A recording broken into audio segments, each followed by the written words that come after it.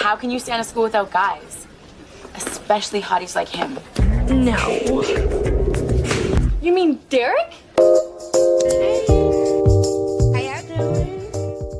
So as a Canadian child growing up in the early 2010s, we actually didn't have the Disney Channel until like 2015. So up until that point, we had something called the Family Channel, which was essentially just the Canadian version of the Disney Channel. Like, I have so many fond memories of falling asleep on the couch and then waking up in the middle of the night at like 1 in the morning to a random family show on. One of those shows being Living Life with Derek. And honestly, looking back on the show now, I have some interesting feelings towards some of the relationships that were portrayed, so I'm excited to jump back in and to see exactly why I have such an interesting recollection of this show. So without further ado, let's dive on in. The series mostly focuses on the two eldest teenagers of these two families. So we have Casey McDonald. She's the more smart, responsible, and somewhat upright teenager. And then we have Derek Venturi. I think it's Venturi. He's a charming, like, laid-back and troublemaking teen. So when Casey's mom, Nora, she marries Derek's father, the two families kind of have to learn to live with one another under the same roof and, like, have to blend their differences and different personalities. You know, another thing I really love about the show is that the intro is great exposition, so it reminds you every single time of what the show really is about. It's a good song. New school, new house, some big changes makes my head spin. Now we got a brother who gets on a mistake. We also have the younger siblings as well, which include Edwin, Lizzie, and the youngest sibling, Marty, whose defining trait is just yelling throughout the entirety of the show. Computer game right now! Put me downstairs! Her room too? No. So the show kicks off with really setting the stage for Derek and Casey's relationship. Can you please turn it down? Derek! Who are you? I'm the stepsister you've always wanted. Really? Because you look like the ugly stepsister from Snow White. You thought you ate that?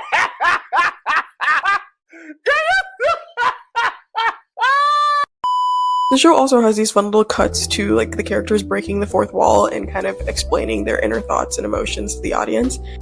You know, it kind of reminds me of those animated cuts that they had in Lizzie McGuire. Honestly, that was a good show. Maybe I should do a video on it. Anyways, along with Derek, Casey's other two step-siblings are also not much better, especially because they're just, like, I mean, they're just typical kids, but for Casey, it's like the end of the world. This is your new home. No, it's George, Derek, Edwin, and Marty's home, Mom. Look around! Lizzie and I are crammed in this room, and it's a three-ring circus in the hallway. Do you really expect me to work out there? I'll talk to George. Oh my goodness, this show also reminds me that when I was younger, I used to play this game, kind of like Finding Where's Waldo, except it was like finding the actor who was also in Degrassi.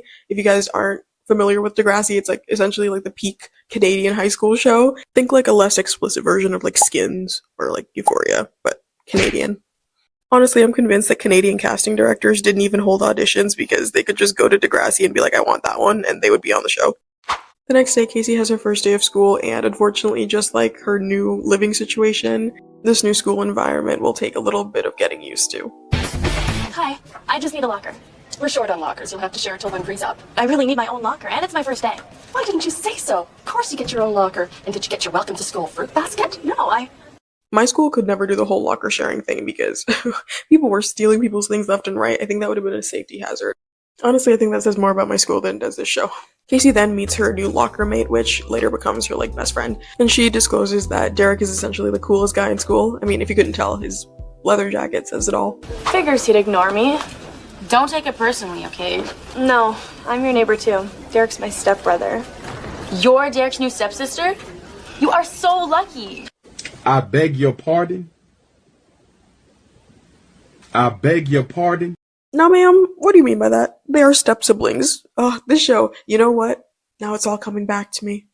I remember why I had this very strange feeling about the relationships in the show. After speaking with her guidance counselor, Casey then realizes that maybe now she needs to, really stand up for herself and take some control over the whole living situation thing by asking to take Derek's room because it's the larger one in the house.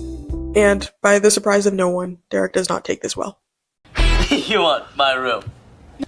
My room's off limits. Besides, where would he go? I really feel that Derek moving in with Edwin would cause the least amount of disruption. Yeah, except of course for me.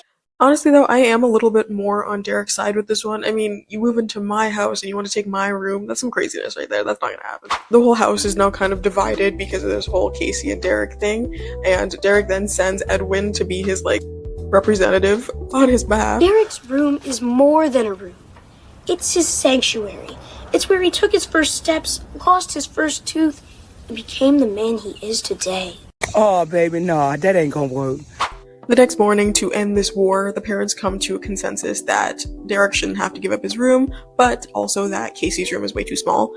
So they compromised by deciding to renovate the basement so that Casey could have a larger space. Unfortunately, the basement in its current state is it's pretty rough, so Casey doesn't take this very well. You expect me to sleep in the basement? Honey, I was in tears almost. And it has a white refrigerator. I was like, oh, not a white refrigerator. Girl, please put your shoes on. Let's go find you a home, honey. Ooh.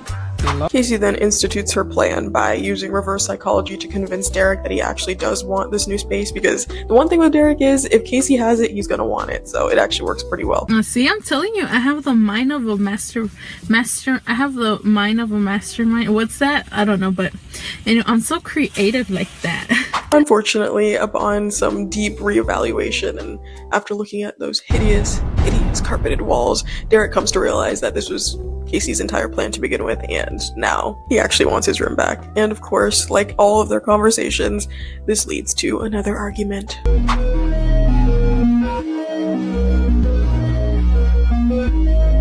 But this argument actually leads to some sort of change and growth in, well, at least Casey, because she comes to realize that her mom is actually really happy, and so is George, so she kind of takes it upon herself to be the bigger person and just take the basement. Even though I hate basements with every fiber of my being, I will take the basement bedroom because you're both great and I'm really happy you're together, and I don't want to cause any more trouble. Fortunately for Casey, though, her mom is pretty awesome, and she actually comes up with a much better solution for this whole situation. Casey has had to make a lot of sacrifices for me, and I think it's time that I made one for her. You're not leaving me. No. You know what? This show's actually genuinely kind of funny. I can see why younger me loved it so much. You know, it's a good time. Okay, anyways, back to the actual episode. So the episode ends with Nora, Casey's mom, proposing that her and George take the basement so that Casey can have more space for herself since, you know, she's already had to make so many sacrifices with all the changes going on in her life. They have this cute little family hug, and Casey and Derek's rivalry is put on hold as of right now, because obviously when it comes to these two, bickering and having some interesting chemistry is their favorite hobby. You know, now that I've rewatched this show, I can honestly say it holds up after all these years. I mean, it's exactly as I remember. The blended families, chaotic dynamic, the sibling rivalry, the comedy, the heart.